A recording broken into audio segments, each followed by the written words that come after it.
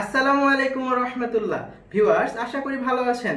আমাদের হাতে আজকে যে ফোনটি চলে এসেছে তার নাম Realme X3, যেটি গত 25 তারিখ ইন্ডিয়াতে লঞ্চ করা হয়েছে এবং 30 তারিখ থেকে ইন্ডিয়াতে অ্যাভেলেবেল হয়েছে। তবে দুঃখের ব্যাপার হলো এই ফোনটি বর্তমানে হারিকেন দিয়ে খুঁজেও বাংলাদেশের কোনো মার্কেটে অফিসিয়াল তো দূরে থাক, আনঅফিসিয়াল ভাবে পাওয়া যাচ্ছে না। তবে দুই একটি দোকানে যদিও বা তা পাওয়া যাচ্ছে, তাদের দোকানের প্রাইস এতটাই হাই, কি বলবো, প্রায় 39 থেকে 40 হাজার টাকার মতো।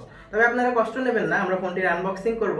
আনবক্সিং করার আগে আপনাদেরকে জানিয়ে দেই, আজকের ভিডিওতে আপনাদের জন্য থাকছে দুইটি সুসংবাদ। তাই কোনোভাবে স্কিপ না করে দেখতে থাকুন আজকের পুরো ভিডিওটি।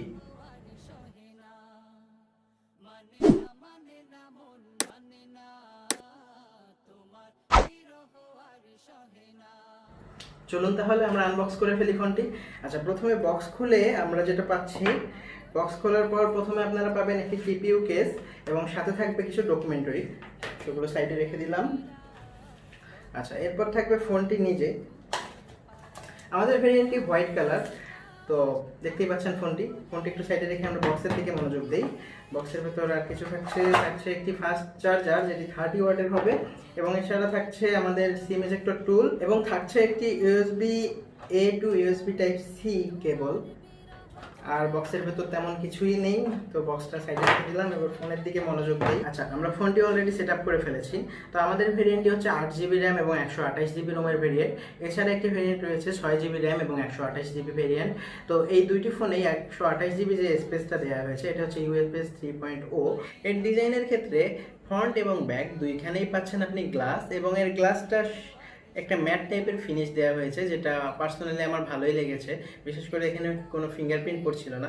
এছাড়া এর ক্ষেত্রে সবথেকে যে বিষয়টি খারাপ লেগেছে ডিজাইনে, সেটি হলো এখানে কোনো অপটিক্যাল অথবা আল্ট্রাসনিক ফিঙ্গারপ্রিন্ট থাকছে না এবং রেয়ার মাউন্টেডও থাকছে না, বরং এখানে এই যে সাইড মাউন্টেড ফিঙ্গারপ্রিন্ট সেন্সর দেওয়া হয়েছে। তো এই বিষয়টি আমার একটু পার্সোনালি খারাপ লেগেছে, আপনাদের কেমন লেগেছে জানাবেন। আরেকটি বিষয় হচ্ছে এর ডিসপ্লের ক্ষেত্রে, ডিসপ্লেতে অ্যামোলেড প্যানেল না ব্যবহার করে ব্যবহার করা হয়েছে আইপিএস প্যানেল, যে বিষয়টি আমার পার্সোনালি খারাপ লেগেছে। এছাড়া এর ব্যাকে থাকছে 4টি ক্যামেরা, যার মধ্যে প্রাইমারিটি 64 মেগাপিক্সেলের, এছাড়া থাকছে একটি 12 মেগাপিক্সেল টেলিফটো এবং 8 মেগাপিক্সেল আলট্রা ওয়াইড, এবং থাকছে একটি 2 মেগাপিক্সেল ম্যাক্রো ক্যামেরা। এছাড়া এর ফ্রন্টের দিকে তাকালে আপনারা 5 হোল লক্ষ্য করবেন, যে 5 হোলে থাকবে দুইটি ক্যামেরা, এবং এই দুইটির মধ্যে প্রাইমারিটি 16 মেগাপিক্সেল এবং থাকবে একটি 8 মেগাপিক্সেলের আলট্রা ওয়াইড লেন্স। এর প্ল্যাটফর্মের দিকে লক্ষ্য করলে এখানে থাকছে স্ন্যাপড্রাগন 855 প্লাস প্রসেসর, এবং এতে অ্যান্ড্রয়েড ভার্সন 10 থাকছে, সাথে থাকছে রিয়েলমি ইউআই। এর গেমিং পারফরমেন্স নিয়ে ফুল রিভিউ বিস্তারিত আলোচনা হবে, কারণ আপাতত আমরা এখানে কোনো গেম খেলতে পারিনি। তো ফুল রিভিউয়ের জন্য অপেক্ষা করতে থাকুন। ব্যাটারি হিসেবে Realme X3 তে থাকছে 4200 mAh এর ব্যাটারি, যাকে পাওয়ার করার জন্য থাকছে বক্সের ভেতরেই 30 ওয়াটের চার্জার। চার্জ করতে কতক্ষণ লাগছে বা আসলে ব্যাটারি ব্যাকআপ কীরকম, এই সম্পর্কে আমরা বিস্তারিত এখন বলতে পারছি না, কারণ আমাদের এটি টেস্ট করা হয়নি। তো পরিপূর্ণভাবে জানতে আমাদের পুরো রিভিউয়ের জন্য অপেক্ষা করুন। আশা করছি আপনারা পুরো রিভিউ দেখতে থাকবেন। তো এই ছিল আমাদের আজকের আনবক্সিং এবং আমাদের ফার্স্ট ইমপ্রেশন Realme X3 সম্পর্কে। তো এখন চলে আসি আমাদের বহুলকাঙ্ক্ষিত আজকের সুসংবাদ সম্পর্কে। তো প্রথমত, আপনি যদি ফোনটি আমাদের আজকের স্পন্সর সিটিটেল ইন্টারন্যাশনাল থেকে কেনেন, তাহলে ফোনটির প্রাইস পড়বে মাত্র 35,990 টাকা। এছাড়াও আপনি যদি আমাদের চ্যানেলের সাবস্ক্রাইবার হন, তাহলে ফোনটির সাথে ফ্রিতে পেয়ে যাবেন একটি Havit M3 Bluetooth speaker plus alarm clock.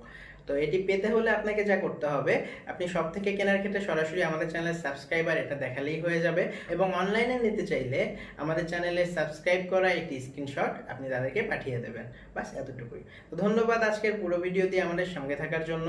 আপনি যদি আমাদের চ্যানেল নতুন হন, তাহলে সাবস্ক্রাইব করুন এবং পাশে থাকা বেল আইকনটি প্রেস করে রাখুন, এবং ভিডিওটি ভালো লাগলে একটি লাইক দিন এবং আপনার বন্ধুদের সঙ্গে শেয়ার করুন। ধন্যবাদ। ভালো থাকবেন, ঘরে থাকবেন, সুস্থ থাকবেন এবং নিজের পরিবারের যত্ন নেবেন। আল্লাহ হাফেজ।